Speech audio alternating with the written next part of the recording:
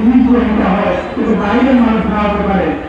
ভাইরা আজকে 16 আগস্ট আবু সাইদের মুক্তিবাসী আমরা অনুযায়ী এই দেশটাকে বিনির্মাণের যে কর্মসূচি, সেই কর্মসূচি আপনাদের মাঝে জানিয়ে দেওয়ার জন্য আজকের এই আয়োজনে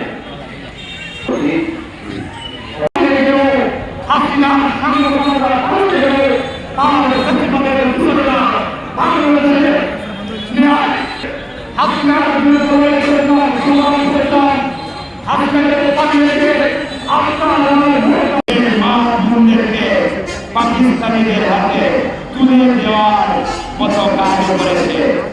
কোন কোন বাড়িতে মুক্তিযোদ্ধা রয়েছে সেটাও তারা দেখিয়ে দিয়েছে। আজকে আবার নতুন করে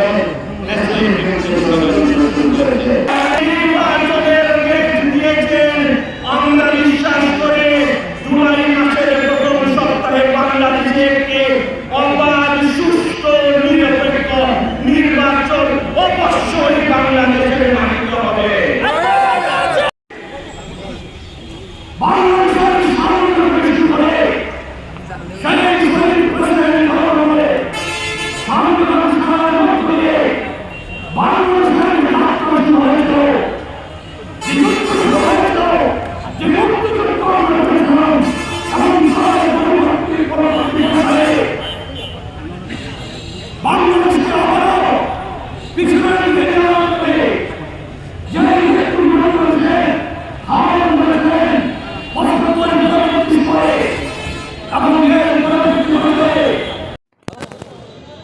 দীর্ঘ 17 বছর আন্দোলনের মধ্য দিয়ে দেশটাকে গত 1 বছর পূর্বে 2024-এর 5ই আগস্ট আমরা দেশটাকে আবার নতুন আঙ্গিকে ঢেলে সাজানোর লক্ষ্যে আমরা একটি যে মুক্তির স্বাদ আমরা নিয়েছিলাম।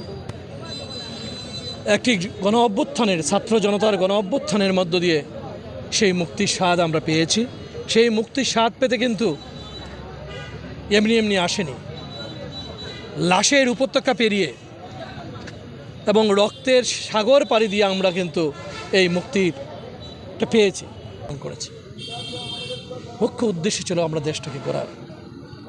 আমরা এখনও সেই লক্ষ্যে কাজ করছি, কিন্তু সেই স্পিরিটটাকে ধ্বংস করার জন্য পতিত ফ্যাসিস্টের দূষররা এবং নব্যভাবে যারা জেগে উঠেছে বিভিন্নভাবে বিভিন্ন সংস্থা, যেই যে আধিপত্যবাদী শক্তির কথা আমরা সবসময় উচ্চারিত করে আসছি, সেই আধিপত্যবাদী শক্তির কিরণকরা এখনও কিন্তু কাজ করে যাচ্ছে।